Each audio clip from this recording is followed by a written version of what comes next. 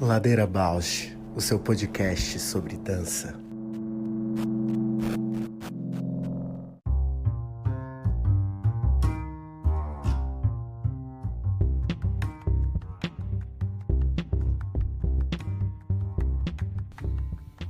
Olá, eu sou a Paula Petreca e esse é o Ladeira Bausch, um encontro semanal para mover pensamentos de corpo.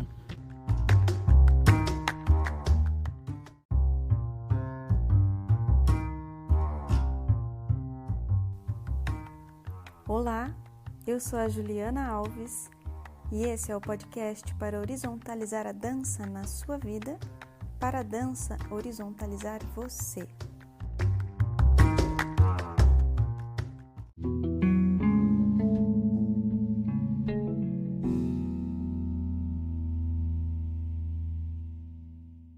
Oi, Paula, tudo bem? Tudo e você? Como tá nessa tarde? Acompanhando o seminário de artes manuais na academia. Ai, que massa! Muitos trabalhos muito potentes, assim, e muito feminino, assim, sabe? Nossa, muita coisa bonita, assim. E você vai falar do trabalho com as aulas de dança? Vou falar dos trabalhos manuais no ensino da dança, né? Maravilhosa, Ju! Depois conta pra gente. Sim, vamos ver se a gente consegue trazer alguém, né? Também já esteja pesquisando sobre isso, ouvir outras pessoas, né? Que tenham também, assim... Porque, na verdade, é uma trajetória, assim... É muito comum, assim, né? As mulheres começam a falar, um público muito feminino, né? Porque elas começam a falar da experiência de corpo e, de repente, o maternar, né? E, de repente, quando se vê mãe, onde que... aí começa a pensar na educação, começa a pensar, né? O que vai fazer, porque tudo muda. E aí as artes manuais vêm como uma coisa geracional, assim, né? Quando viu as mães fazendo alguma coisa, as avós, as bisavós, e aí parece que o feminino invade, assim, inunda, e vem essa coisa dos trabalhos manuais, e daí isso conecta também com a pedagogia Waldorf, né? Uau, que incrível! Daí cada pessoa, cada mulher, assim, que fala de como... Qualquer relação é, assim, um universo, coisa mais linda. Cada trabalho é um diferente do outro e, assim, sabe? Uma riqueza, assim. Fico bem encantada. A última que eu tava vendo, ela tá desenvolvendo uma técnica de fiar as fibras do coco. Criar um fio, né, a partir da... Um fio. E ela faz com tear? Não, ela faz com o dedão do pé. Gente, que incrível! Eu nunca tive muito essa via para o trabalho manual, né? Eu lembro assim, tipo, de criança, infância, né? De ter trabalho manual, eu sempre ser atrapalhada demais. A única vez que apareceu um link foi meio na adolescência, quando eu tinha que bordar os titis de balé. Aí isso eu gostava de fazer, bordava com capricho, ficava bonito o resultado. Mas depois eu nunca mais tive esse link, né? Aí a minha segunda formação em yoga, eu fiz ela em módulos de retiro, num espaço que chama Nazaré Uniluz, que tem muito assim, a base do trabalho é a atenção plena, né? O serviço consciente, e aí tem muitos trabalhos manuais que eles fazem lá. Eu lembro de ter uma tecelagem, de ter a coisa da planificação, o próprio plantio, com uma perspectiva de meditação nessas atividades, sabe? E aí eu lembro que eu me conectei, falei, nossa, nessa via da meditação eu consigo me conectar. Mas enfim, também depois nunca mais voltei a trabalhar com isso, mas assim, te ouvindo falar, acende um negocinho aqui. Mas eu te observo, né, e vejo o quanto que você tem... Porque, assim, a manualidade, ela é o que eu tenho curiosidade, né? É por onde você materializa as coisas, né? Por onde que você traz as tuas emoções, as tuas reflexões na matéria, na manualidade, no manufaturar pensamentos, sensações, emoções. E aí tem gente que cozinha, tem gente que escreve, né? Tem gente que faz crochê, tricô, planta, né? E eu observo que você faz as mudras, né? Os mudras, não sei, é É, ou mudra, total. Os mudras, é. é o mudrar. É, não, é verdade. É tudo nesse campo da meditação também. Então aí eu acho que já tá aí, né? Onde que é a tua materialização?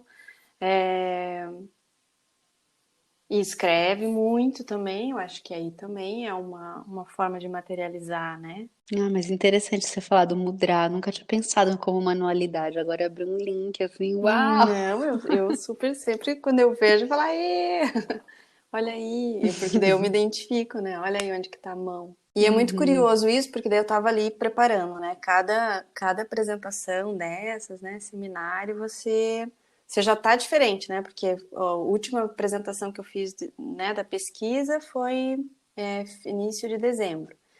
Mas já tô diferente, né? Já estão outras coisas ali rolando no pensamento. Aí fui organizar. Daí já vem umas outras vontades, assim, né? De dizer outras formas, outras referências. Uhum. E aí vai cruzando, assim, os pensamentos com outras, vai atualizando, né? Não, eu acho incrível isso que você traz de a experiência do movimento, da dança, tá na manualidade, tá no que se constrói, né? Isso que você falou, no que materializa. E, Acho que abre muitos links. pois, e daí era isso que eu queria falar antes que eu me perdi, que eu começo a ver, daí como eu tô fazendo, né, essa método cartográfico de olhar para o que já foi feito no âmbito de criação em dança e depois entender por que no ensino da dança, né, na prática pedagógica, eu, assim, sem muita pretensão, eu comecei a colocar manualidade também. Porque daí eu começo a olhar lá no percurso. E então, é uma proposta, eu vou falar da Lu, os carrinhos de rolimã, das pipas, e entendo que lá estava um tipo de já materialização de pensamento e perspectiva de mundo, né, visão de mundo, ou como é que é? Sentido Uhum. de mundo, como a Bruna Spoladori está propondo, É. que era muito centrado aos brinquedos que talvez eu quisesse ter brincado quando criança e não consegui, que eram os brinquedos que os meus irmãos brincavam e sempre falavam, mas você é menina, você não pode brincar com isso. E que acho que faz muito conexão com o que você falou ontem, né, da sua dança ser muito Uhum. mais masculina. Então, tá num sentido, a partir de uma visão, de um sentido de mundo, mas aí, como maternar, tudo modificou, né, toda a minha perspectiva caiu, né? Meu mundo caiu e daí veio essa dita artes moles, que são com os fios, né? Tanto Que incrível. a encadernação ela é vista como artes moles, porque tem costura, o crochê, artes moles, o tricô. Então, mudou totalmente a perspectiva. Olha só, que incrível. Achei muito bacana agora te ouvir. Fazendo o percurso mesmo lá desde os rolimãs. Uhum. E eu não, e é quando eu me propus, né, estudar no mestrado, eu não pensei assim, porque tem tudo a ver com o que eu fiz antes. Não, pra mim era tipo vida nova, entendeu? Chega, quero, juro pra você. Não, chega, não quero nada do meu passado. Toma! Já estava lá. Já tava lá, exatamente. Ai, que ótimo. Engole essa, bocó. E eu acho que é um pouco da curiosidade que eu tô hoje, assim, sabe? Dos convidados que a gente tem hoje, é um pouco essa ideia desse shift, de mudança de pensamento, assim, como é que troca? Tipo, a gente tem uma perspectiva de mundo ocidental, como é que troca? Como é que, de repente, a gente Uhum. pensa, não, então de manhã eu tenho que acordar 5 horas da manhã, fazer 20 minutos, meia hora de prática de corpo, depois assoar o nariz, limpar minha língua, e é que eu não entendo nada, né? Mas Uhum. eu acho que existe, assim, tem que comer açafrão toda refeição, não pode tomar, né? Não pode comer carne, Aí a sua vida, Nada nada gelado. gelado, aí a sua vida vai mudar.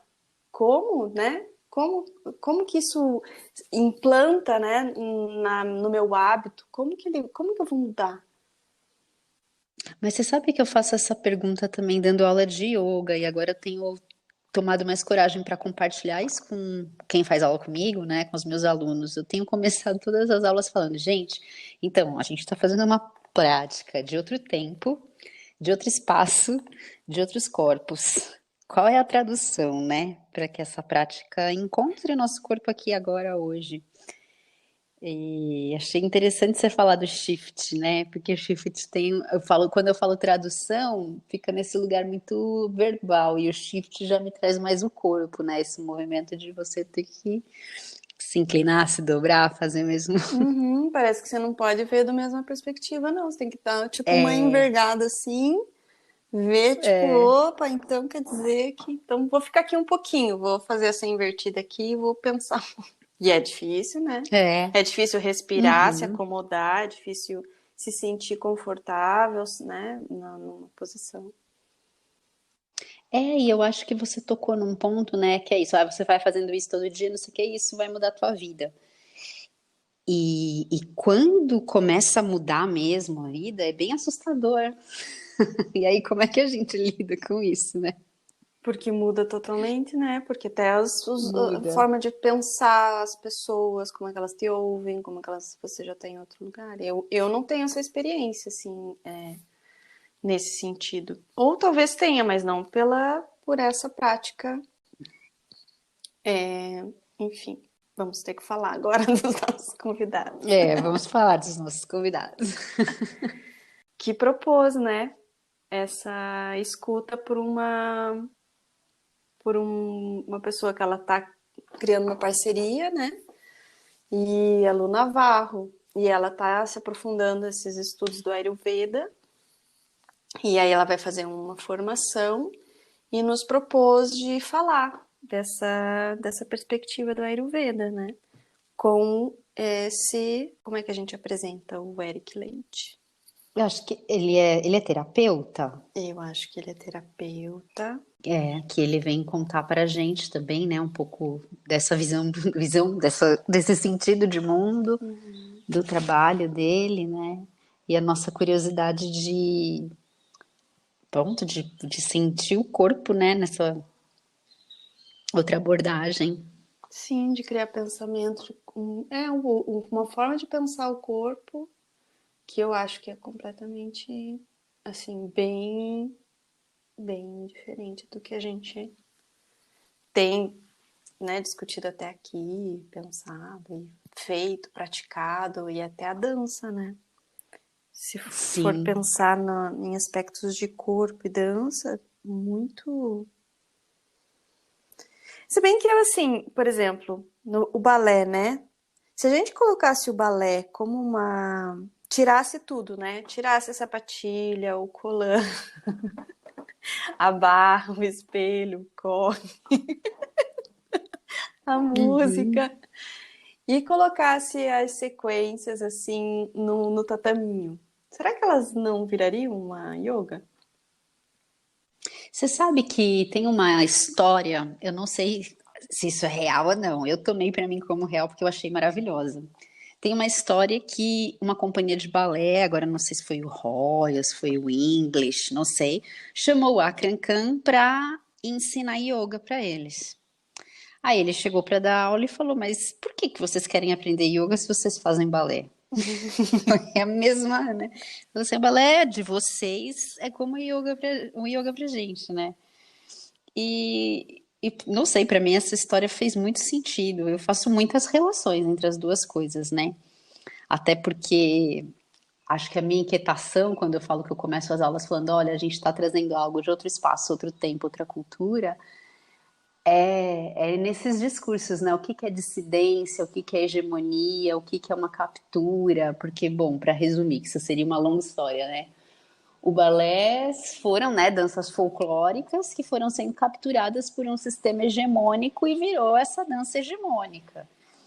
E o yoga eram práticas florestais, rebeldes, que foram sendo capturadas pelo brahmanismo e virou esse negócio.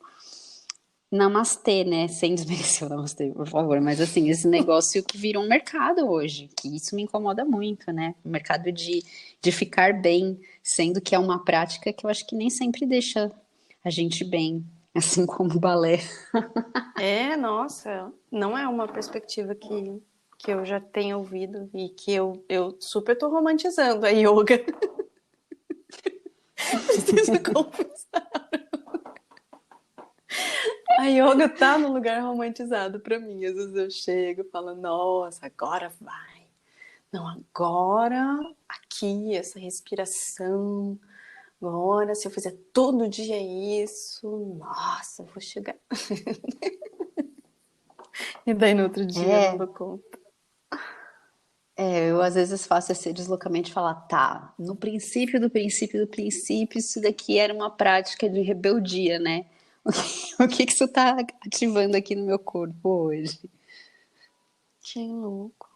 Não sabia dessa história aí. Bom, eu acho que para além da yoga, a gente tem muito o que ouvir hoje, né? Opa! Dessa medicina que o que será que tem a ver? O que a gente trouxe aqui a prática de corpo da yoga, porque tem alguma proximidade com a Ayurveda, é isso?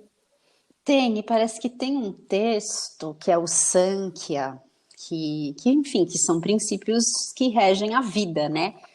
Que eles vão surgir em algum momento ali, né? Acho que é dessa história Brahmani, e eles orientam tanto o yoga moderno, em alguma medida, e bastante o Ayurveda, se eu não estou enganada.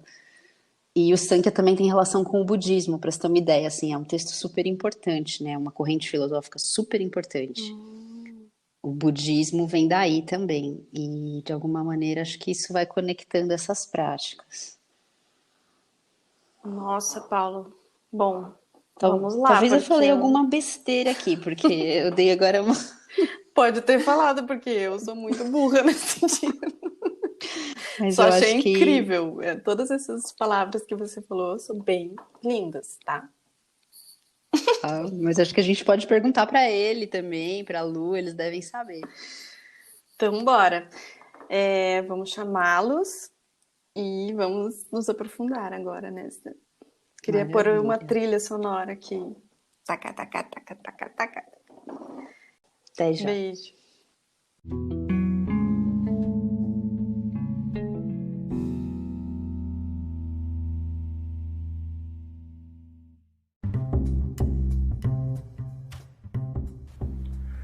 Ladeira Bausch, o seu podcast sobre dança.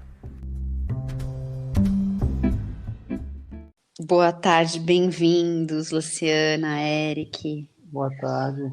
Oi, Paula. Oi, Ju. Oi, Eric. Boa tarde pra gente. Olá a todos. Olá, bem-vindos. Vamos começar aqui. Vamos tentar organizar as horas das falas, né? E é a segunda vez, a primeira convidada que está na segunda vez nessas gravações. E a gente começa assim pedindo para vocês se apresentarem, né? Então, de repente, a gente pode ser a Lu primeiro, depois o Eric, e a gente faz a pergunta assim de quem são vocês na ladeira. Eu sou Luciana, eu sou artista e terapeuta. Sou tanta coisa, né? E ao mesmo tempo a gente sempre está tentando entender esses contornos, né? Tenho sentido muito esse lugar assim que o projeto conecta com vocês, do corpo e de entender como é que o corpo acontece na vida, né? Em tudo que a gente experimenta, assim. Estava pensando nessa conversa e me veio aquela frase bem famosa do Oli Salomão: experimentar o experimental. Então eu vejo que tudo que eu faço tem muito esse lugar da experiência, assim. E agora nesse momento onde os saberes Ayurveda assim estão tão fortes, né? Até estou aqui hoje com o Eric porque estou participando de um projeto dele muito bonito de Ayurveda. Nesse momento estou sendo muito essa experiência mesmo, em um lugar bem aberto, assim, de comunicação e de sentindo a vida mesmo, né? Acho que o corpo é o lugar onde a gente experiencia a vida, né? Tanta coisa que nós somos, né?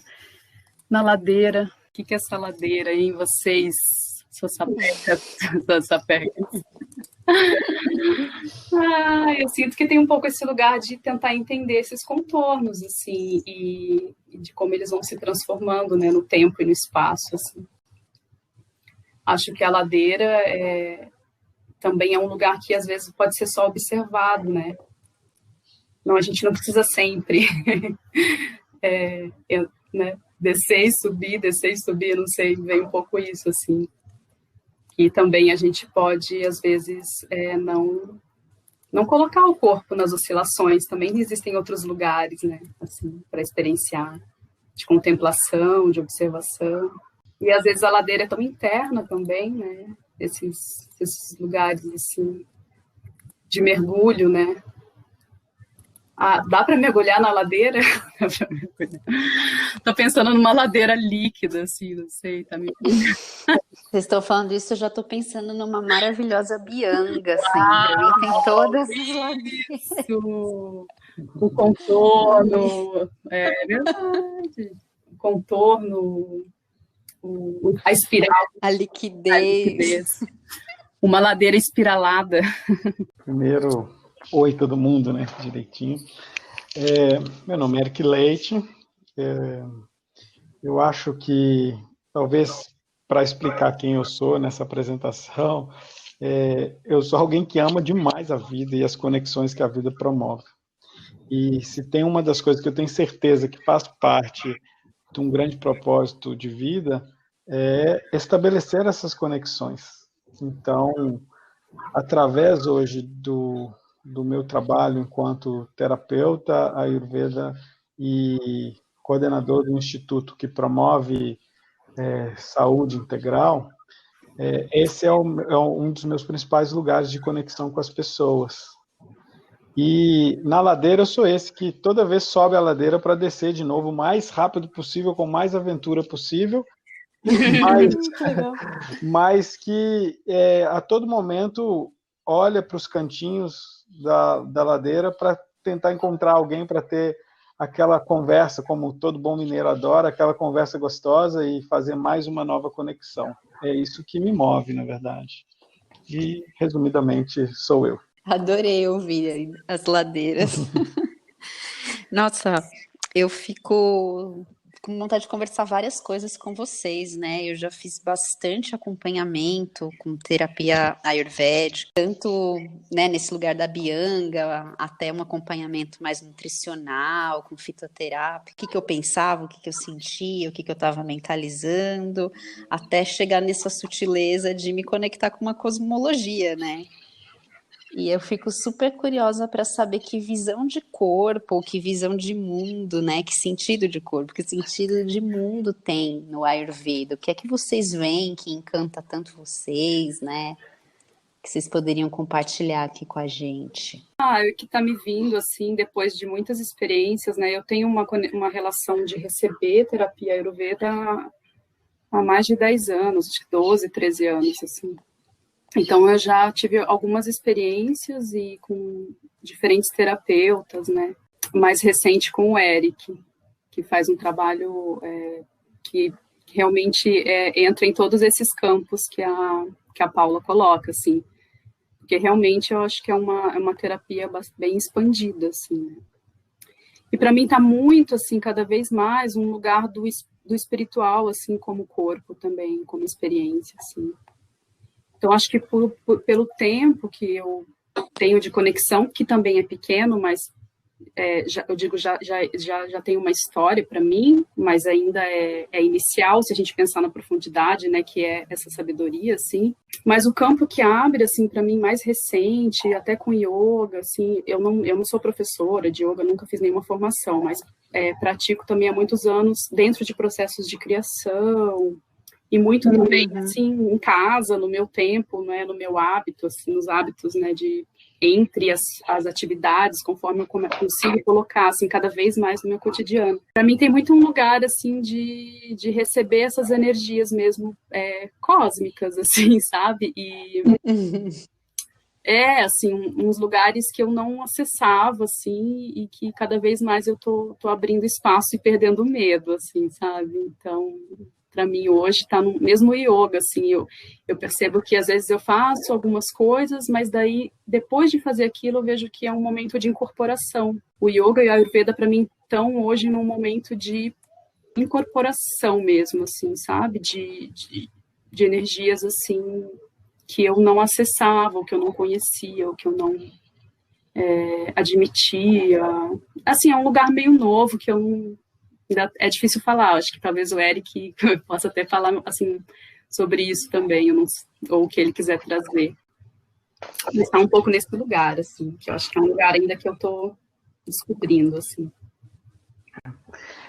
Você sabe, Lu, que uma das coisas mais bonitas de quando a gente vai responder esse tipo de pergunta, né, de como a gente enxerga o corpo, é que a nossa experiência acaba, e ela é única, né, e não vai ter uma resposta certa, mas ela acaba coincidindo com os ensinamentos ancestrais que a gente aprende no Ayurveda, né, que o Ayurveda é esse potencial de observação do ser, né, e essa observação é também essa autoobservação. Então, assim, eu vou tentar colocar o meu ponto de vista, mas longe de ser algo que tente explicar o que tu está tentando passar.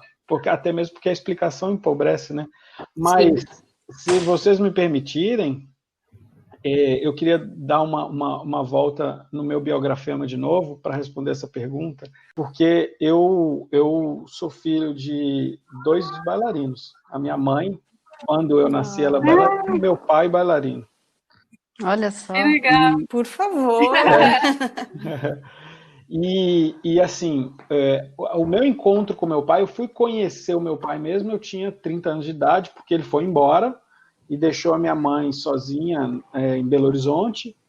E aí a minha mãe continuou dançando durante um bom tempo, e eu fui criado basicamente pelos bailarinos da companhia que minha mãe dançava em Belo Horizonte. E algumas companhias, ela trabalhava em 2, né?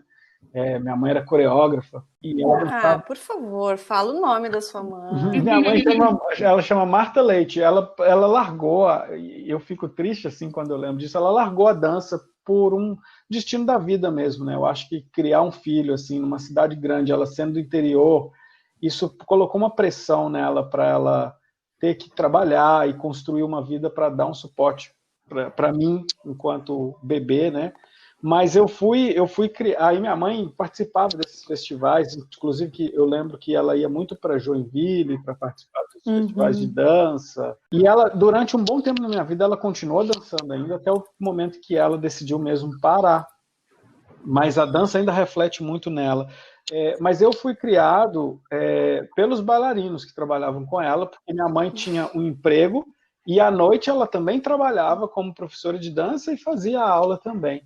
90% das vezes quem cuidava de mim era o Sebastian, que é aquele garoto propaganda antigo da C&A, Sebastian. que é bailarino. Ele tem um projeto aqui na Grande São Paulo de formação, super bacana. Que legal. E o Sebastian, ele ajudou minha mãe a cuidar de mim durante um tempo que eu estava em Belo Horizonte. E assim, por que eu estou contando isso? Porque a minha criação, ela foi muito de estar com pessoas que trabalham o corpo enquanto território o tempo todo. Então eu cresci explorando o meu corpo, né? Eu passava batom, fazia maquiagem, escovava cabelo, vestia as roupas coloridas que eu via do pessoal da dança, tudo. E para mim foi uma experiência assim de entender esse eu físico, né? Para além do que uma criança geralmente tem a oportunidade de ver, que é quando você está dentro de uma companhia de dança, por exemplo, e ver essas pessoas trabalhando com o corpo e desafiando o próprio corpo em vários momentos. E aquilo me encantava, mas eu nunca dancei. Nunca dancei, e eu não falo só profissionalmente, não. Eu acho que o fato do meu pai ter ido embora durante um grande tempo foi uma barreira para mim, e a dança me aproximava a algo dele, e isso me travou, a não querer dançar. E ao mesmo tempo, esse universo que se abriu para mim, da liberdade do corpo, me trouxe essa não conexão com o que libertava essas pessoas. Mas eu fui encontrando, depois do tempo, eu fazia bastante performance, então eu fui encontrando outros lugares para me expressar. Porém, quando eu entrei para o Ayurveda, eu entendi que o corpo era um paradoxo muito interessante, porque ao mesmo tempo ele é aquela última camada que nos limita e nos bloqueia e nos prende num tempo e espaço específico, que nos faz ver o tempo numa linearidade, às vezes que fica até difícil a gente focar no presente, porque a gente está sempre tentando enxergar o que está para trás e está para frente. Então, o corpo nos limita nesse tempo e espaço, ao mesmo tempo, o corpo é aquilo que nos permite expandir para aprender a desdobrar as limitações que talvez por palavras e por falas e por escrita a gente não consegue. Então, o corpo nos permite essa libertação. Então, é um paradoxo que para mim é muito interessante. Ele é limitador do que a gente é essencialmente, que essa alma é grande, brilhante, mas ao mesmo tempo ele é a possibilidade de experimentar algo que verbalmente é muito complicado de se expressar e talvez empobrece a experiência. Então, nesse lugar que eu também levo para a prática do Ayurveda, como trabalhar os corpos, né? E é por aí. Uau, que incrível! Incrível, acho que você já até começou a responder outra pergunta que eu tinha para vocês, que era perguntar, acho que a Lu também pode falar da perspectiva dela, como que vocês veem que o contato com as terapias do Ayurveda, né, com os tratamentos, os conhecimentos, pode contribuir ou estar junto, né, com uma prática de corpo artística, como a dança, né, como a performance, como um cuidado de corpo de um artista? Então, Paula, para mim começou bem nesse lugar, assim, porque eu comecei a ter contato e receber a oleação, né, os procedimentos de oleação corporal, no momento que eu tinha um trabalho muito intenso, assim, como atriz, bailarina, trabalhava muito em cena, assim, né, muito ensaio, cena, viagem, e daí começou a ser esse lugar, assim, onde eu restaurava, digamos, né. Eu acho que eu ainda vivia num lugar muito de excesso, digamos, com o trabalho artístico, assim, então é como se fosse um lugar onde eu me esgotava, como se eu escoasse, assim, como se eu desse... E quando eu voltava para casa e quando eu voltava para a minha vida cotidiana, assim, eu precisasse me recuperar, digamos assim, entende? Então começou para mim num lugar assim um pouco de recuperação, assim. Não que não seja ainda totalmente, porque eu acho que eu ainda faço isso atualmente não em cena, mas acho que no cotidiano mesmo e na maternagem, assim, eu tô aprendendo a não chegar em certos limites, assim. Mas também tem um outro lugar assim que começou a aparecer para mim quando eu comecei a atender mesmo como terapeuta, né? Então, no começo eu tentava separar na minha cabeça que não era arte, que eu estava tipo começando uma nova profissão, assim, mas aos poucos aquilo foi tomando um lugar de muita conexão, assim. Então, muitas vezes eu atendia e depois, quando acabava, era tão intenso, assim, os estados corporais que aconteciam, como o meu corpo estava depois daquela experiência, era tão intenso que eu ficava dançando, assim, dançando criativamente mesmo, assim, criando, né, criando movimento, assim, no tempo e espaço, nos momentos que eu tinha a chance de ficar sozinha depois daquela experiência, né. Então, hoje, e isso foi uma coisa, né, e hoje já está num terceiro lugar, assim, de integração mesmo, né, de não separação, assim. Então, tá aparecendo muita coisa para mim, assim, porque a dança, a criação também veio, não foi só a terapia que entrou na dança, digamos, né, mas a dança também veio para mim, uma coisa foi para outra, assim. É isso que eu sinto agora, assim, porque quando eu me movo, eu busco também um lugar de saúde que eu não buscava antes, assim. Até me lembrando de uma experiência que eu tive com a Ju, a última vez que a gente fez um ensaio antes da pandemia, né, Ju, que a gente foi na Casa Hoffman, e a gente filmou, assim. E a gente filmou e eu assisti aquilo e depois... Era uma improvisação, assim. No começo estava bem atual, assim, mas depois eu fui assistindo e aí eu fui olhando para umas coisas ali que aconteciam e falo, não é mais esse lugar que eu quero estar, assim, sabe? um excesso, um esgotamento, um lugar onde você...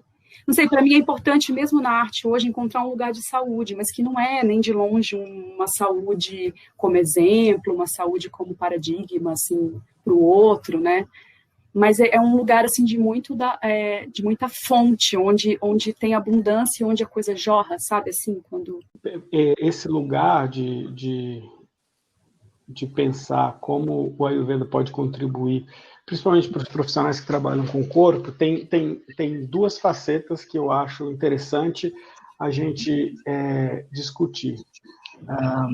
Eu tenho uma amiga que ela é bailarina do Grupo Corpo, a Malu, e eu lembro dela antes dela entrar para o Grupo Corpo, e ela tentando entrar no Grupo Corpo, e ela era bailarina na época do Balé do Palácio das Artes, de Belo Horizonte, né?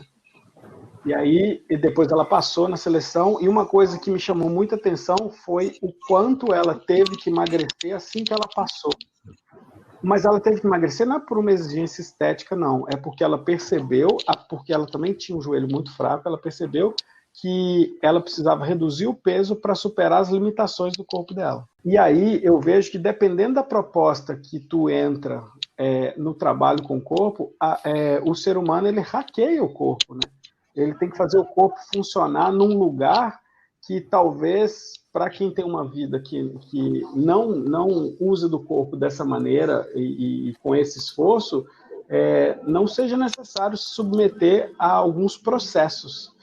Então, eu entendo, por exemplo, que o Ayurveda, num lugar, ele pode ser uma ciência muito linda de ajudar a manter os corpos, principalmente os corpos que estão criando riscos o tempo todo, porque estão se permitindo ultrapassar algumas barreiras, e a gente ultrapassa e aquilo se torna também, às vezes, algo muito incrível, e como ele pode promover essa cura, e como também ele pode fazer a manutenção do corpo, não só quando a pessoa tem algum problema, alguma lesão e tal. Mas esse lugar, essencialmente, precisa ser discutido de uma maneira que é mais potente do que a visão que a gente tem de cuidado com o corpo na ciência e na medicina alopática, na ciência ocidental e na medicina alopática, né?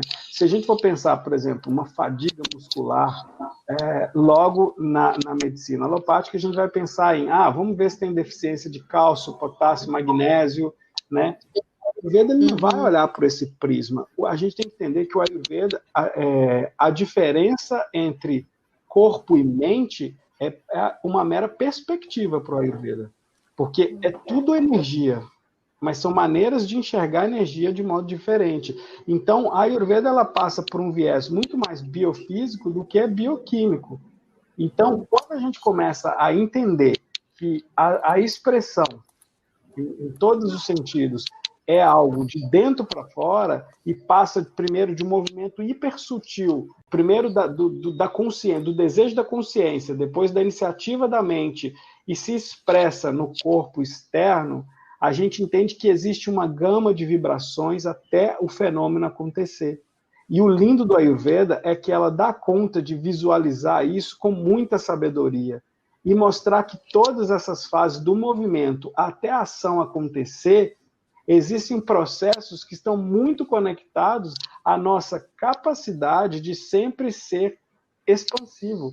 E essa capacidade expansiva está muito conectada também à certeza que o Ayurveda traz de que nós somos essencialmente todos seres espirituais e conectados numa grande fonte, né?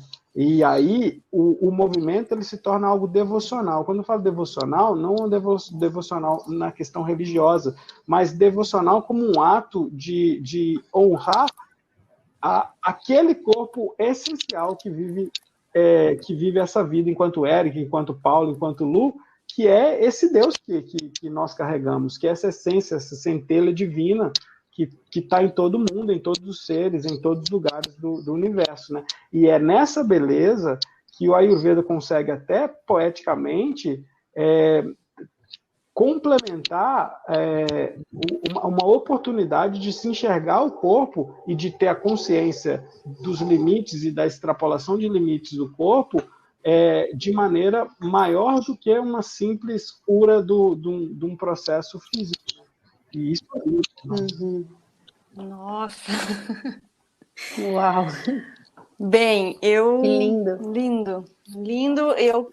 Eu assim, não quero deixar de passar essa vontade de falar, ouvir a Lu falar novamente aqui, assim, né, se apresentar, já percebo muita diferença da tua apresentação, assim. Quero falar que eu me emocionei muito da sua apresentação, Eric, né, da sua mãe. Acho que, nossa, fiquei assim felizona por toda essa história e acho que contempla muito a gente, assim, essa conexão.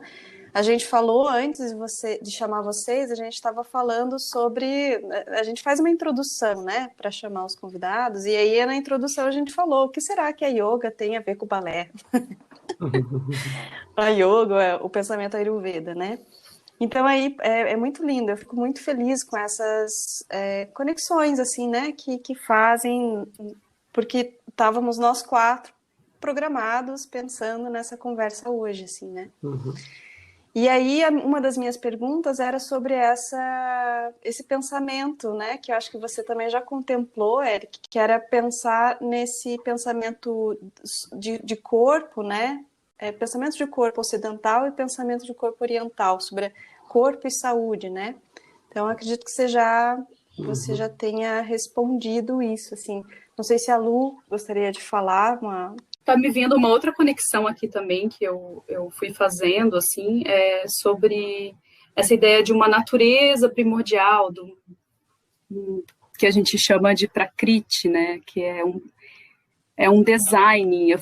Eu fui relacionando, eu não sei se é exatamente isso, claro que é uma pesquisa para a vida, assim, né, o Eric tem bastante estudo nos clássicos, então ele pode até complementar sobre isso, mas vou falar assim das minhas experiências e de como eu relacionei essas coisas. Mas existe uma ideia de que existe um design original. Não que ele não vai se transformar e ele é mutante, ele é dinâmico, mas existe um ponto inicial, assim, né, digamos, do teu ser, assim, né? Não sei se é inicial, mas existe um lugar, assim, de como você vem para esse aqui agora, assim, né? E eu relaciono também muito isso com a ideia de performance, porque o tipo de trabalho que eu fiz, as pessoas que eu trabalhei, a gente tinha muito essa conversa de também buscar esse design, que eu gosto de chamar de design, assim, porque para mim faz sentido, né? Forma, função, tudo junto, assim. Que também é esse lugar de o corpo que está em cena não ser um corpo que está alcançando um padrão ou tentando ser um outro corpo, né? Então, eu acho que essa ideia dessa consciência, tipo, de eu, Luciana, qual que é o meu tamanho, qual que é a minha forma, qual que é a minha energia, onde meu movimento começa, né? O que move esse corpo, assim, o que faz o meu corpo expandir, né? Então, tudo isso, ele se potencializa quando eu tô conectada com esse design que só o meu corpo tem. E é isso que faz, né, muitas vezes a gente ver alguém em cena e fala, uau, né, porque é muito único, assim, é muito potente quando o artista acessa esse lugar, assim. E eu vejo muito que a terapia Ayurveda tem essa busca para se reconectar também com esse lugar, né? E de deixar esse ponto que poderia ser inicial, ele ser ainda, né? Ele ser presente. Então, como é que você vai vivendo e você vai se transformando e você vai crescendo, você vai tendo as experiências, mas você ainda tem essa lembrança, assim, é um certo colo e é um certo aconchego também desse lugar onde você habita desde que essa vida começou aqui, assim, né? Tu sabe que eu pensando nesse lugar do movimento, e aí refletindo nessa pergunta, eu tenho uma forma de pensar sobre essa divisão que a gente faz, porque quando a gente pensa no ocidental, eu acredito que ele esteja conectado muito à formação europeia do corpo, né? Porque, assim, um dos meus grandes mestres na vida também é bailarino, que é o Benjamin Abras. Ele é um cara que me ensinou muito na trajetória espiritual E ele trabalha essencialmente com o corpo dele. Ele mora na Finlândia hoje, ele também é parte desse instituto, é um colaborador, e ele é performer, mas ele é bailarino clássico, ele trabalha com dança afro, ele tem uma conexão de afro-butô, por mais incrível que pareça, essa junção é possível, né?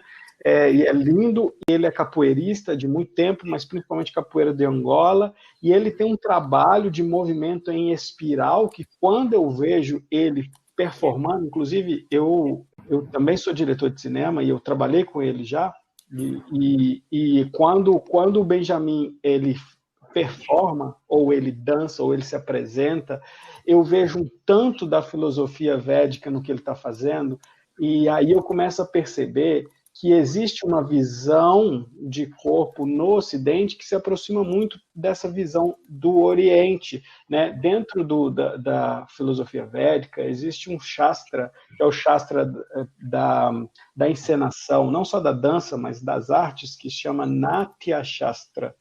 O Natya Shastra, quando a gente leva para a dança, ele é sempre uma dança devocional, e os bailarinos e bailarinas eles repetem movimentos que eles aprendem, os movimentos dos deuses e semideuses na mitologia. Só que a gente sabe, quando a gente estuda os Shastras, pelo Ayurveda ou pelo Yoga, que toda essa mitologia tem o objetivo de nos ensinar o que é estar vivo e o que é repetir vidas e o que é karma e o que é a iluminação, né? Então é para isso que existem essas mitologias.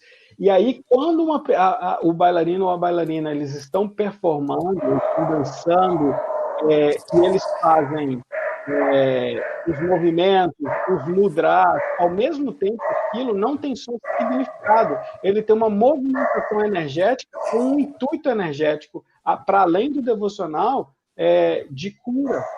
E é nesse lugar de cura que eu vejo muito, inclusive, das nossas bailarinas e bailarinos brasileiros que também fazem a dança europeia. Porque, evitando ou não evitando, nós temos uma ancestralidade aqui no Brasil afro-indígena, né, da África e do Brasil, muito latente ainda. E a gente pode até ter perdido muito das línguas, a gente pode ter perdido muito do saber medicinal, mas quando a gente leva para o corpo, para mim, que já visitei várias etnias no Brasil e que sou muito conectado ao saber tradicional africano, daquele continente ali, mas de alguns lugares, eu vejo o quanto a gente repete esse saber, inclusive energético do corpo, e a gente traz esse conceito espiralado de se movimentar, que a gente vê, por exemplo, na dança dos orixás, e que a gente vê em diversas etnias africanas, a gente vê sendo repetido no funk brasileiro hoje. Né? E quanto que é bonito isso. Se a gente olhar com carinho para o funk, para além do preconceito das pessoas, a gente começa a ver que é um jeito de resistir à morte de algo que quer se expressar enquanto conectado à nossa ancestralidade. E isso é muito lindo. Então, eu acho que a percepção que a gente tem que trazer para a visão do corpo é que nós também temos esse lugar de um corpo enquanto um corpo que se conecta com o divino, né? Com a espiritualidade, né? E eu fico falando, vocês estão falando de... Eu pensei também que eu ia falar de yoga, e depois que eu li Ladeira Abaixo, eu sou muito fã da Pina, o documentário que eu mais gosto é da Pina, a minha mãe é bailarina, minha mãe é bailarina, meu pai ainda é bailarino até hoje, mas ele é professor, na verdade, ele não performa mais. E eu fiquei pensando o quanto que com a dança eu consigo conectar as coisas que eu aprendi. Eu nunca tinha pensado nisso. Super, que lindo!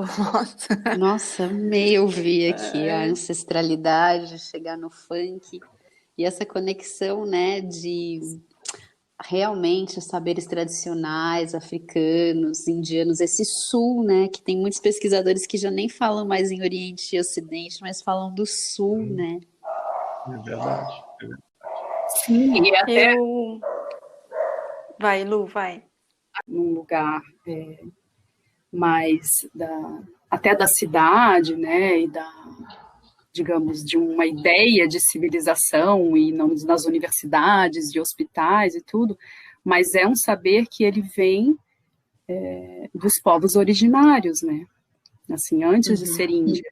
É como se a gente pegasse aqui no Brasil e a gente olhasse para toda essa cultura indígena, os saberes, as medicinas, e sistematizasse esse saber e divulgasse esse saber, e ele também tivesse um lugar institucional, digamos assim. Mas ele tem essa raiz, né, da sabedoria dos povos que vivem os ciclos da natureza e da vida, e das plantas, e das estações, e dos astros, né? Então, também mesmo, né, a cultura védica, ela também tem essa origem ancestral, né? O yoga e toda a cultura, né, védica, assim. Também essa ideia de Brasil, né, assim, e até de Europa, né? Porque mesmo no teatro, por exemplo, um dos que muita gente considera, né, até um dos fundadores da performance no sentido teatral, que é o Antonin Artaud, ele falava do artista como um curador, né? Então, acho que em todas as culturas a gente pode encontrar esse lugar, assim. E eu me lembro também de uma história do caso Ono, não me lembro se vocês sabem de onde vem essa história, mas de que alguém saiu da apresentação dele, onde ele dançava The Mother, e daí a pessoa falou assim, eu saí da apresentação e eu encontrei uma pessoa chorando, assim, agachada na beira lá fora do teatro, assim, no chão, e tipo, a pessoa estava totalmente devocional, assim, né, tipo, entregue no sentido de curvada a vida ali, chorando. Daí essa pessoa falou, o que aconteceu? Eles tinham saído do teatro, ele falou, eu vi Deus, né, tipo, ele viu ele dançando e ele viu essa, sei lá o que é, né, que a gente chama de vários nomes, mas ele viu aquela fonte que está ali para trás, para frente, atemporal, enfim, ele viu alguma coisa também para além do corpo, né? Não só além, mas ali também. Isso tem em tantos lugares, né? Tanto nas histórias do corpo em cena, como nos rituais de convivência, de cura, de rituais de passagem, né? De mudanças de momentos de vida e tudo, em todas as culturas, né? Então eu fiz essas relações assim também. Uau. Eu tô assim bem impactada com tudo, porque inclusive o quanto que no Ladeira a gente vem estudando e falando, né? E o quanto que a minha pergunta foi cruzada por uma não prática de atualizar os termos, assim, né? Um descuido por não atualizar, mas mesmo assim eu acho que é super bem-vindo ouvir novamente pela voz de vocês, e que riqueza, assim, né? E aí uma outra pergunta que eu acho que eu vou juntar uma com a outra. Vocês já falaram dessa perspectiva, né? Voltando para esse entender o corpo, o pensamento de corpo como, né, ligado ao divino, essa prática relacionada com a natureza. E aí eu gostaria de ouvir assim né, mais tanto qual que é o gesto que precisa ser feito para meio que trocar o olhar. Assim, eu brincando com a Paula, assim, a gente fica como se fosse um shift, assim, né? Uma mudança, uma troca de olhar, uma troca de perspectiva de mundo, assim, para esse olhar que não é tão eurocentrado, esse olhar que não é tão bioquímico e mais biofísico. Qual seria esse gesto? Qual seria essa ação, né? Esse mover para trocar um pouquinho essa percepção de mundo, assim? Tá, quando tu fala gesto, eu sempre me lembro de uma coisa que toda vez que eu vejo esse vídeo, eu me emociono. Eu não sei se vocês já viram um vídeo em que uma paciente do Lacan, psicanalista Lacan, ela conta o dia que o Lacan ressignificou a vida dela. E eu vou entrar... Nunca vi esse vídeo, conta pra gente. Posso até mandar para vocês depois. Queremos. Assim, ela foi uma refugiada da guerra, né? Então ela sofreu com o nazismo, e ela tinha pavor de escutar qualquer coisa que fosse a SS, a Gestapo, mas a palavra Gestapo para ela era muito forte ainda. E se ela escutava Gestapo, era como se ela paralisasse, congelasse e não conseguisse fazer mais nada. É como se ela voltasse toda a sensação da guerra, porque ela é judia. E foi tão bonito, porque enquanto ela falava isso para o Lacan, ela conta isso, né? O Lacan se levantou, ela é francesa, né? O Lacan se levantou, tocou no rosto dela e falou para ela assim, Gestapo. Ele só ressignificou a palavra. Ao invés de ela pensar em Gestapo, ela pensa um toque na pele. E ela percebeu que a mesma palavra poderia ter, mesma palavra, assim, se você for juntar a sonoridade, poderia ter emoções completamente adversas e que ela precisava só olhar para o lado certo. Ou para o lado que ela escolhesse, né?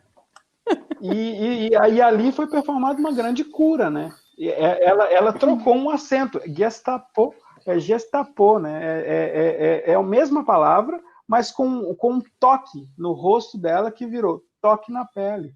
E aí, uma coisa que eu acho muito interessante é que a gente já tem essa fórmula para sair desse lugar que a gente foi imposto pela colonização, né? O que acontece é que em algum momento, e aí me retoma também, eu preciso entrar com isso, me retoma a época em que um general inglês voltou no século XIX com notícias da Índia, no começo dos anos de 1800, e ele escreveu para o rei a seguinte carta. Ele disse assim, eu não lembro o nome desse general inglês, ele disse assim, fui para a Índia com o objetivo de encontrar pessoas incultas, pessoas pobres, sem nenhum conhecimento, mas percebi o contrário disso. A Índia é repleta de intelectuais, pessoas com alta capacidade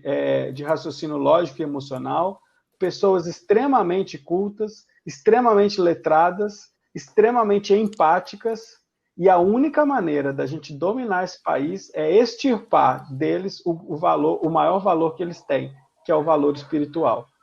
E foi assim que a Inglaterra conseguiu dominar a Índia. Ela sabia que ela precisava fazer com que a gente passasse a valorizar, a gente não, os indianos passassem a valorizar mais o que era da Inglaterra, achando que o que era da Índia era muito pior. E eles atacaram principalmente os fundamentos espirituais da Índia. E é exatamente o que aconteceu com a gente enquanto colônia. A primeira coisa que nos foi atacado foram os nossos valores espirituais. Mas esses valores espirituais, eles foram atacados enquanto eles foram extirpados enquanto texto, enquanto aquela aula de sabedoria oral que os nossos ancestrais passavam. Mas se tem alguma coisa que eles não vão conseguir tirar, é a herança que está na nossa veia. E essa herança é muito forte. E se a gente, então, começar a perceber que o mundo ele é muito maior para dentro da gente do que para fora, a gente consegue trazer isso de volta, ressignificado, óbvio que a gente está em outro tempo. Então, para mim, a melhor maneira de se fazer esse movimento é para dentro. E aí a gente consegue chegar nesse denominador. Tô super inspirada. Vamos dançar, minha gente. Uau! Perfeito gesto.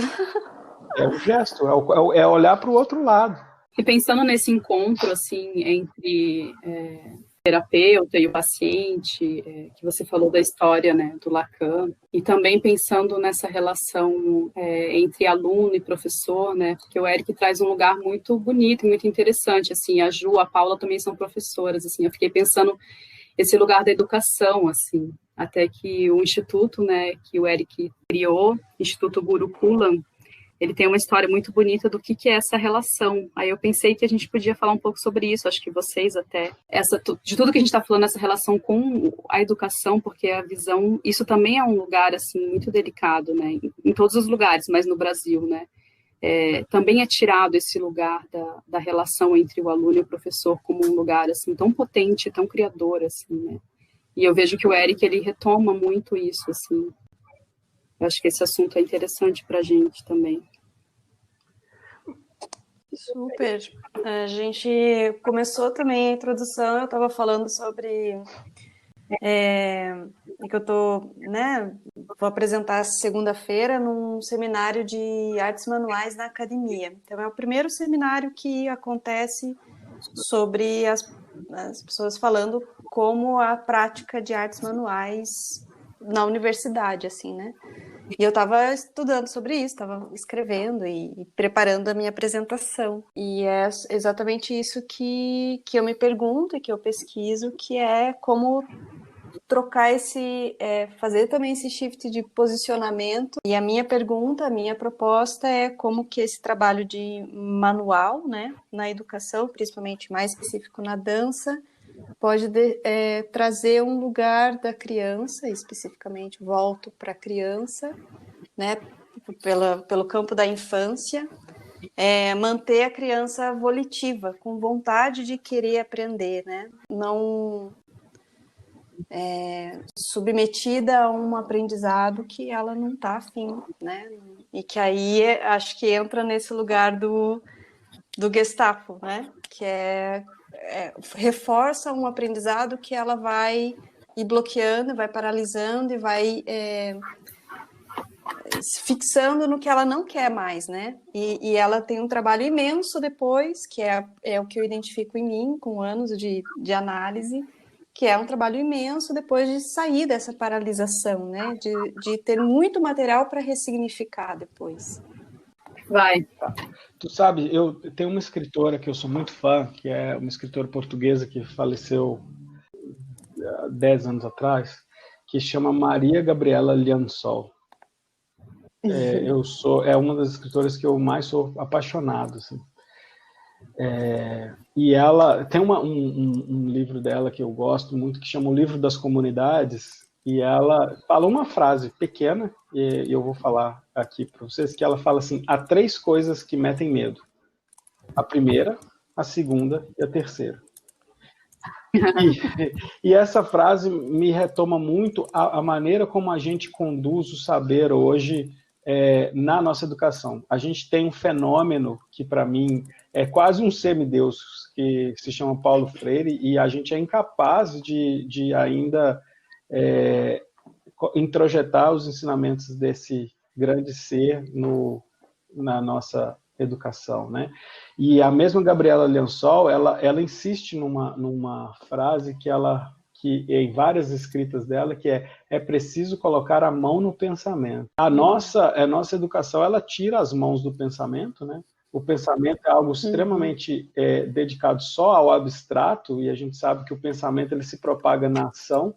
A escola tira isso, e eu falo com conhecimento de causa. Fui professor de escola, fui professor de faculdade, fui demitido porque eu pus meus alunos para meditar de uma escola. E a gente ensina que realmente tudo mete medo, porque o ensino é assim: eu preciso estudar porque senão não chego no próximo ano, né? Eu preciso estudar porque eu preciso cumprir um boletim de 70% e cada vez vai aumentando mais, 60%, 70%, e é isso que vai satisfazer a minha mãe, o meu pai e meus professores para me achar uma pessoa excepcional. E no fim pode ser que esse aluno ele tem um talento para desenhar incrível que nem conta, porque desenho é conceito na escola infantil, né?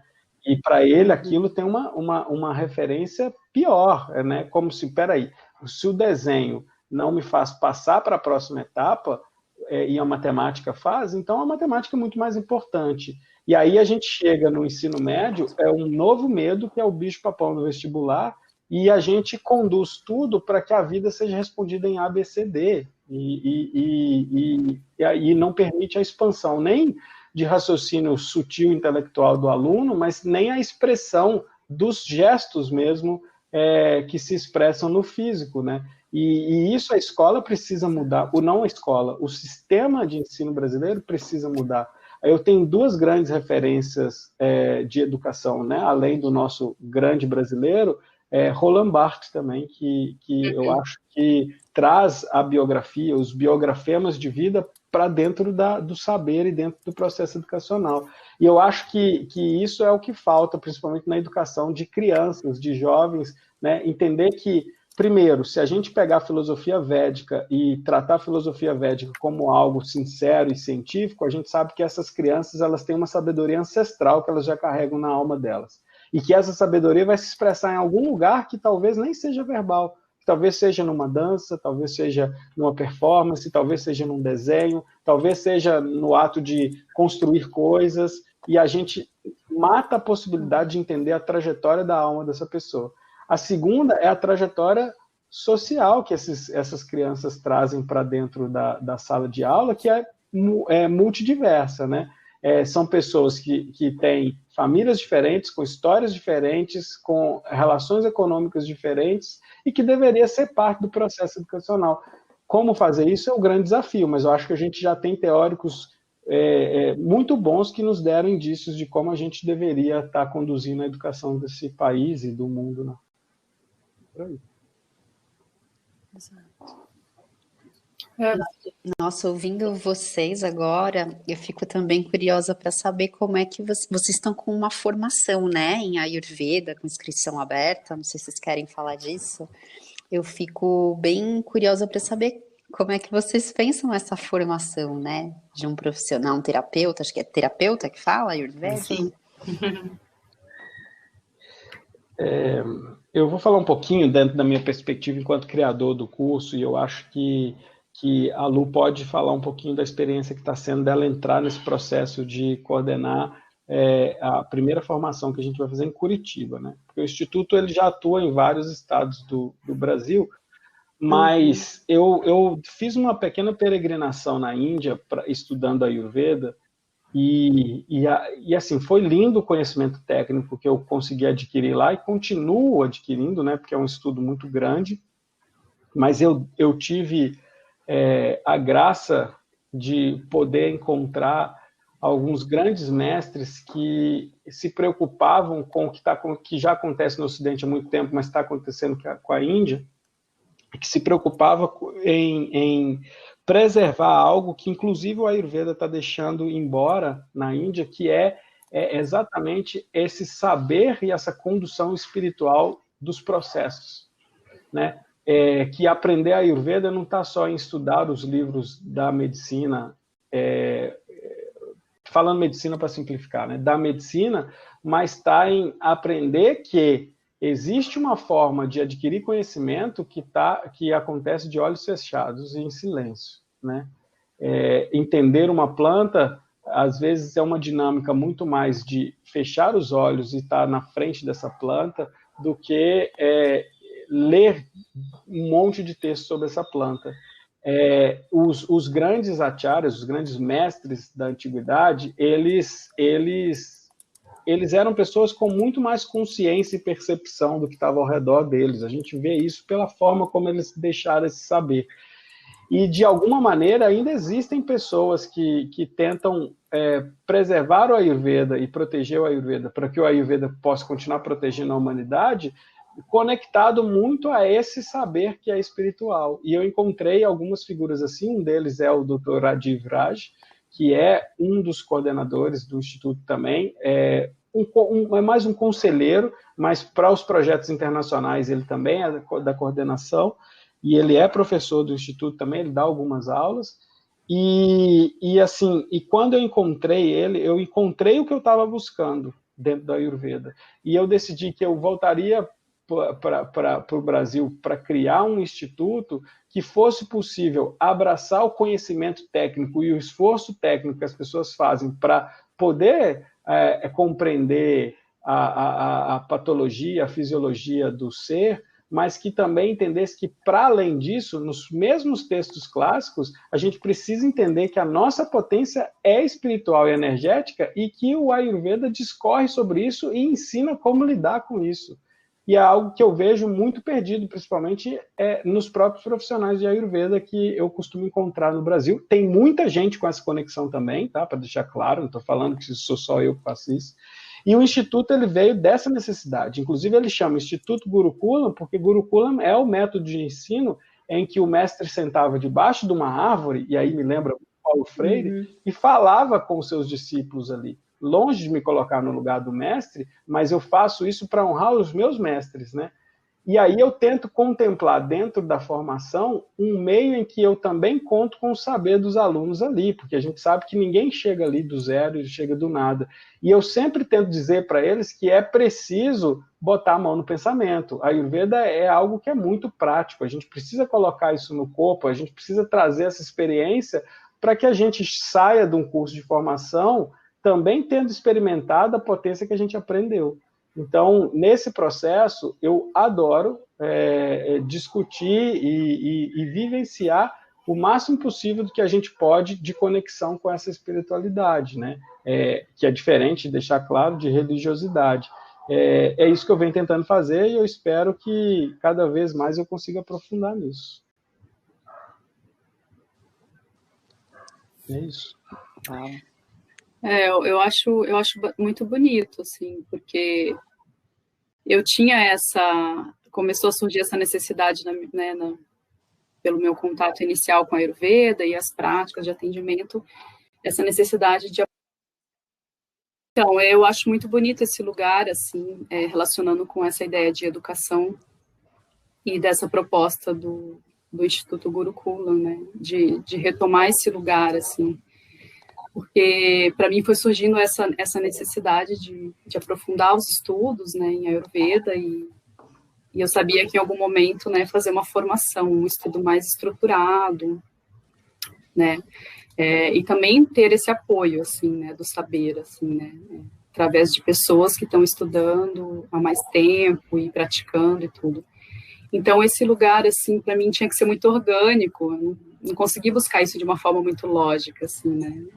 Teve momentos que vinha essa ansiedade, assim, de isso ter que acontecer, mas então para mim foi muito bonito, assim, encontrar o Eric, toda essa proposta que ele traz, assim, porque eu vejo daí que é um aluno criador, assim, também, né, esse aluno que...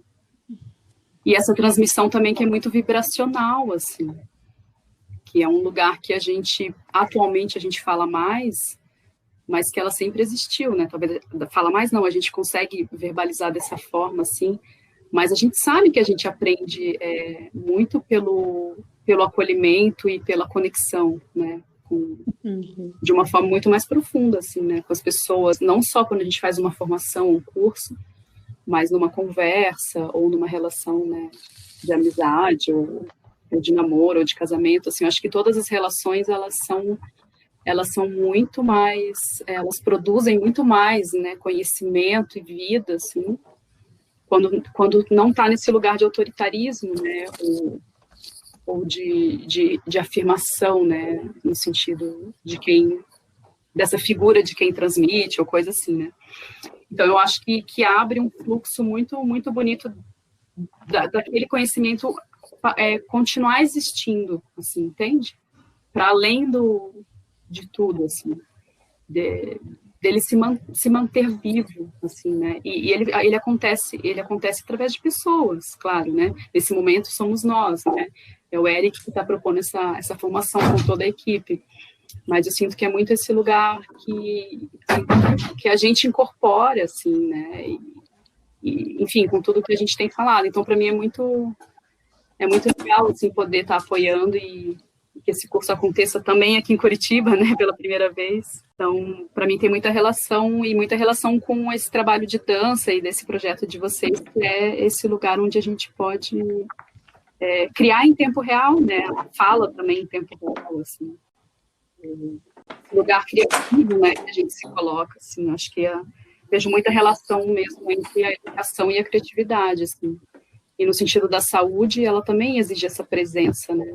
É uma formação muito humana, assim, né? De quem vai estar trabalhando com pessoas, assim, num lugar que não dá para colocar nada, nada na frente do que é importante ali, do que é da ética, né? E do que realmente importa acontecer, assim. Então eu vejo um lugar muito seguro, assim. Eu sinto que em tudo, mas nesse tipo de saber, assim, e como a gente lida muito com o corpo, com procedimentos no corpo, tudo, eu vejo que é muito importante que seja um lugar seguro e acolhedor. Uau, que lindo. Bom, eu não sei se vocês querem falar, gente, das inscrições que estão abertas, como é que tá a divulgação do curso, se alguém se interessar em ainda se inscrever. Sim. Nesse momento, a gente está fazendo a primeira fase de abertura de formações, que começa com a região sul, né? Então, por isso que a gente está contemplando os estados do Paraná, Rio Grande do Sul e Santa Catarina, em algumas cidades nesses 3 estados. Então, é um curso que ele é semipresencial, até para justificar começar um curso de formação em tempos de pandemia, né? É um curso semipresencial. E a parte presencial, ela foi pensada para iniciar mais para frente, que é no momento em que a gente, se tudo der certo, a gente vai estar imunizados, né? Então, esse curso hoje, a inscrição dele é uma inscrição que também é feita com os coordenadores, porque a gente quer entender a história das pessoas que estão chegando para fazer o curso. Então, a inscrição é feita pessoalmente, no sentido de conversando com a gente. E eu acho isso muito mais saudável do que uma inscrição automatizada. Muito simples de fazer, mas a gente queria entender quem era aquele ser que chegava para estudar Ayurveda. E logo depois também a gente já começa as inscrições na região Sudeste e na região Nordeste, que já eram regiões que a gente também já atendia antes, mas esse ano a gente decidiu começar as inscrições pela região Sul. É óbvio que são 5 encontros presenciais, né? Se tem alguém que é de outra cidade e queira fazer na região Sul e fazer essas 5 viagens durante o curso todo, está super aberto para quem quer fazer. Mas a gente também vai expandir para fora do Sul, chegando até o Nordeste e o Norte do Brasil. Então, estão todos convidados a conhecer um pouquinho mais. Quem quiser entrar em contato comigo, pode entrar. É muito fácil me encontrar nas redes sociais, @ericayurveda, no Instagram a gente acha bem facinho. E com certeza fica aí para vocês que estão escutando, a certeza de que eu sou um grande apaixonado pelo que eu estou fazendo. Eu digo para todo mundo que eu vivo num sonho, de tão feliz que eu sou de poder fazer parte dessa egrégora que está compartilhando esse saber que, para mim, é essencial para todo ser. Então, estou aqui para quem quiser discutir, conversar e refletir um pouco sobre esses processos aí. Vocês querem deixar um site, alguns canais de contato para o pessoal procurar, entrar em contato com vocês? Que é Gurukulam Institute, que é o Institute, né, que é em inglês, .com.br, também tem .com, e a gente pode, vocês podem me encontrar nas redes sociais, Eric Ayurveda, e pode entrar em contato com a Lu também, que é uma das coordenadoras locais, e ela pode, inclusive, direcionar para alguém que for na cidade em que ela não esteja representando. Eu vou te passar, Lu, para tu deixar teus contatos. Quem quiser entrar em contato comigo, para qualquer assunto, né, sobre principalmente essa formação, datas e formato, onde vai ser, né, quanto tempo, todas as informações, assim, para quem quiser fazer, principalmente em Curitiba, aí pode entrar direto comigo, Luciana Assis Navarro, no Instagram, Luciana Assis Navarro, meu nome completo. E também o meu telefone, pelo WhatsApp, 41, Curitiba, né, 99707-1981. Isso.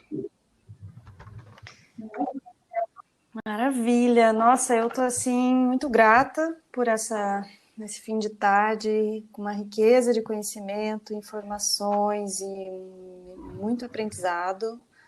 Mesmo muito, muito grata por essa oportunidade aqui de troca e conexão e né, nesse ambiente de fala e escuta, assim. Obrigada, Ju. Parabéns também pelo projeto, gratidão pelo convite. Acho lindo poder conversar e espalhar um pouco mais dessas intermitências aí que a gente traz na vida. E queria deixar para vocês que tem uma frase que me guia muito, que é do Fernando Sabino, que também tem a ver com dança, né? Que é fazer da queda um passo de dança. E eu levo muito comigo, assim. E só para encerrar aqui, eu acho que a vida é isso. A gente tem que aprender com a dança, em dançar, aprender a expressar, inclusive nos momentos em que a gente acha que é muito difícil, porque eles também são divinos, né? Muito obrigado, gente. Uai, inspirador. Sim, podemos dançar tudo. Sim. Beijo. Lindo. Muito obrigada, gente. Um beijinho. Beijo, tchau. Beijo. Tchau, tchau. Até, tchau, tchau.